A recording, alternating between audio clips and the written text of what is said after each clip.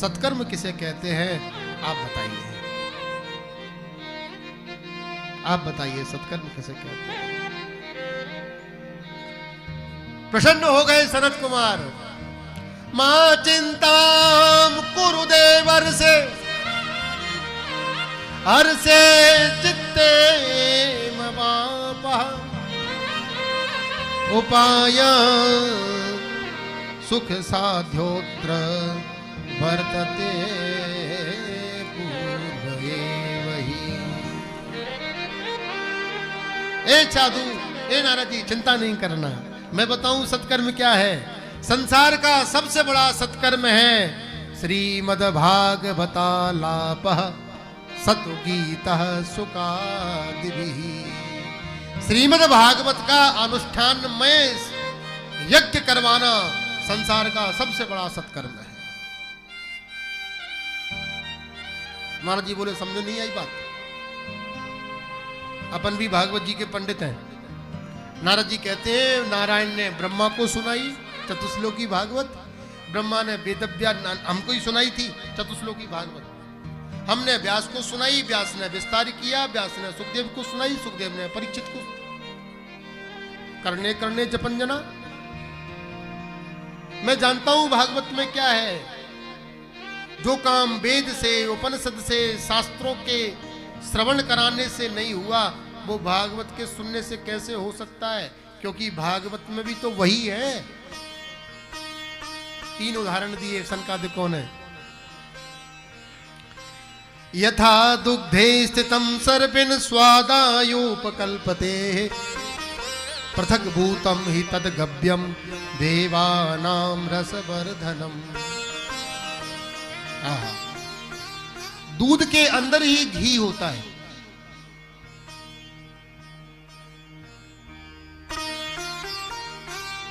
लेकिन पूर्णिया सेकते सेकते घृत पूर्ण हो जाए, आप कहो कि अब घी की क्या जरूरत है, दूध ही डाल दो, दूध से ही तो घी बनता है, तो आपकी कार्य सिद्धि नहीं हो पाएगी। गन्ने के रस से ही शक्कर बनती है, लेकिन जो काम शक्कर करेगी वो गन्ना का रस कैसे कर सकता है। और तीसरा उदाहरण, वाह, इतना आमूलाग्रम रस तिष्ठन नास्ते न स्वाध्यते यथा। आम का फल खाते खाते कोई बोले कि वाह आम का फल इतना मीठा है तो पेड़ कितना मीठा होगा।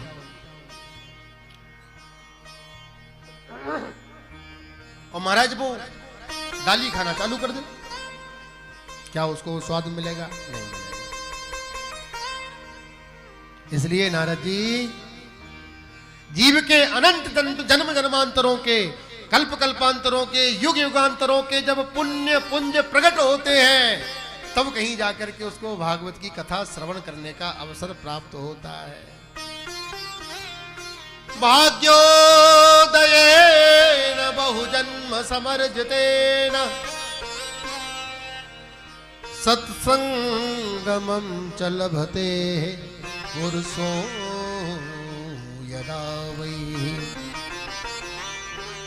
अज्ञान हेतु कृतमोहमदान्ध नाकारं नाशं विधाय हि तदोदयते विवेकः। अनेक जन्मांतरों के पुण्यों का फल है श्रीमद् भागवत की कथा श्रवण करना।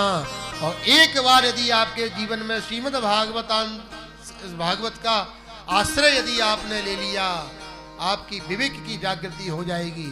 और विवेक जब आपको प्राप्त हो जाएगा तो गोविंद को मिलने में बहुत विलंब नहीं लगेगा।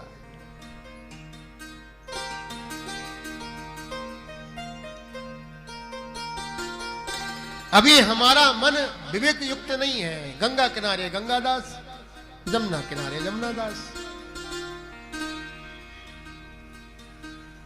महाराज जी, नारद जी बोले कि अब आप ही सुना दो, आपसे बढ़िया वक्ता कहां मिलेगा। तो महाराज जी, कहां होगी कथा?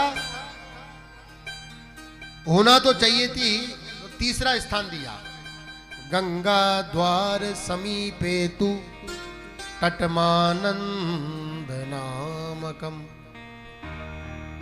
गंगा द्वार मतलब हरिद्वार। अच्छा, अब सोचने वाली बात यह है, यदि भक्ति के महारानी के बेटाओं के दुख की निवृत्ति के लिए यदि भागवत की कथा हो रही है तो वृंदावन में होना चाहिए भाई, वो तो वृंदावन में है। और यदि वृंदावन नहीं कर सकते तो ये वार्तालाप कहां हो रही है? बद्रीनाथ में। तो बद्रीनाथ कौन सा बुरा था? वो भी तो भूखा स्वर्ग है, वैकुंठ है, वहीं कर लेते। ये बीच की भूमि का चयन क्यों किया? देखो भैया, दीपक एक हो तो उजाला दोनों तरफ देना हो तो दहली में विराजमान करना पड़ेगा। राम नाम मणिदीप धर जीह दे हरिद्वार। बीच का स्थान चयन किया, जो हरि का दरवाजा है हरिद्वार। कई लोग इसको हरिद्वार कहते हैं, भगवान विष्णु के भक्त इसको हरिद्वार कहते हैं। कहते हैं बद्रीनाथ यहीं से जाते हैं, दरवाजा है तो हरिद्वार है। भोले बाबा के चेले इसको हरिद्वार कहते हैं, हरिद्वार। केदारनाथ बाबा भी यहीं से जाते हैं। तो सनकादिक ने कहा ना, हमको वैष्णवों के चक्कर में फंसना, सैबियों के चक्कर में। उन्होंने तीसरा नाम दे दिया, गंगा द्वार समीपे तू। गंगा द्वार, गंगा मैया की नम कोमल बालुकम में 4 चबूतरे बनाए, 4 व्यासपीठ बन गई, चारों भैया व्यास आसन पर विराजमान हो गए। नारद जी प्रधान श्रोता हो गए, भक्ति महारानी का निवेदन किया, आप यहीं आके कथा सुनो। और वायु के वेग की तरह त्रिलोकी में जो सूचना सर्वत्र व्याप्त हो गई कि चलो भैया, अरे गजब हो गया, कितनी सुंदर कथा हो रही है।